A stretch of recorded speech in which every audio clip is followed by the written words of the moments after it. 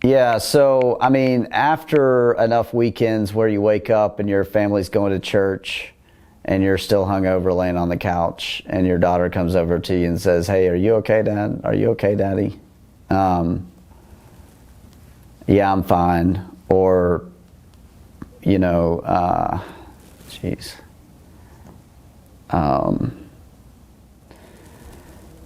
Just the memories that you created for your family, unfortunately, you eventually get to the place where you're tired of it. I didn't want to do it anymore, but I couldn't stop. Like I didn't have the ability to stop. And I would go to a bar and I would be like, okay, I'd call Lindsay. I'd be like, "Hey, I'm going to go down to Tremont. I'm going to have 2 beers. I'm going to come home." She would be like, "Okay." And Lindsay was always trying to be supportive, but I mean, she knew it wasn't possible. And so I tried to get sober on my own, just by white knuckling it basically. And that was in 2017. I was sober for like 5 months. And at this time, like I was saying, like I knew that I wanted to stop, but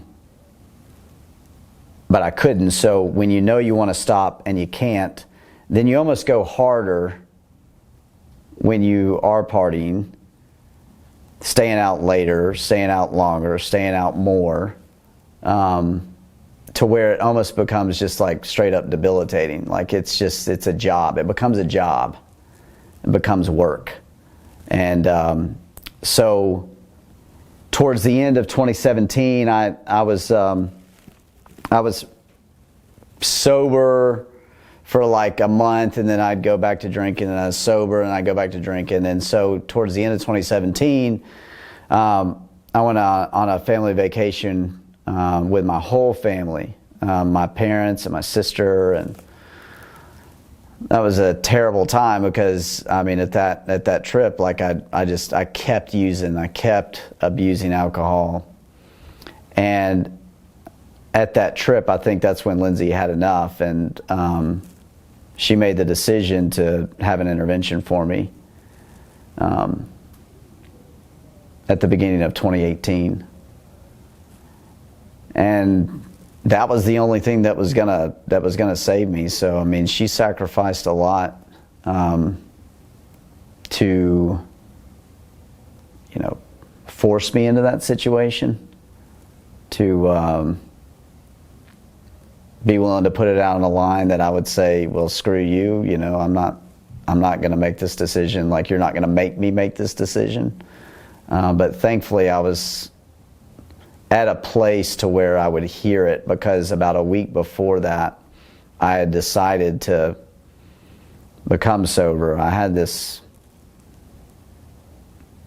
I guess I just felt like God talking to me, because I had been praying and screaming at God and angry at God and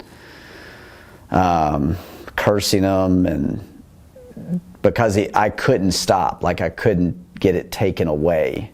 And I was like, well, if God can't make this happen, then, I mean, he can't be who he is or who he says that he is. And a week before that intervention, he basically had an intervention with me and just said, "Look, this is it. Like, you're done." And I was able to, I don't know, I had a feeling come over me that I had never felt before. Like, it just went away. And then the intervention happened. Because I thought I was off the hook. I thought that I had, I didn't have to go through that. And that was the beginning of the process. Oh, yeah. I mean, after the intervention, I mean, two of the things that I had to start doing was go to marriage counseling and attend AA. Which I wish more people talked about AA, but I get why they don't. I understand the whole anonymity thing. But when I Lindsay had been trying to get me to go to AA for like 2 or 3 years. I mean, forever. And I was just like, no, there's no way I'm doing that. I don't have a problem. Of course, the whole thing. But when I finally started going and I started seeing what was happening there, I mean, AA is a system. It's, you know, you have meetings, you read the the promises, you read how it works, you read the preamble, you read the traditions, and when you go through those, you do that every single time that you are in a meeting. And no matter what, it doesn't matter if it's your first meeting, your last meeting, it doesn't matter. Like, you're gonna do it every single time. And drinking to me was something that there was no way I was going to overcome this. Like, this is something that it's literally impossible. If I have one drink, like, I'm not going to just have one. It's just not possible. So for me to find this program that finally enabled me to fix that problem by admitting that I didn't have control over it, but I had to follow these steps. I had to follow this procedure. I had to follow this system. That's what I love about accounting.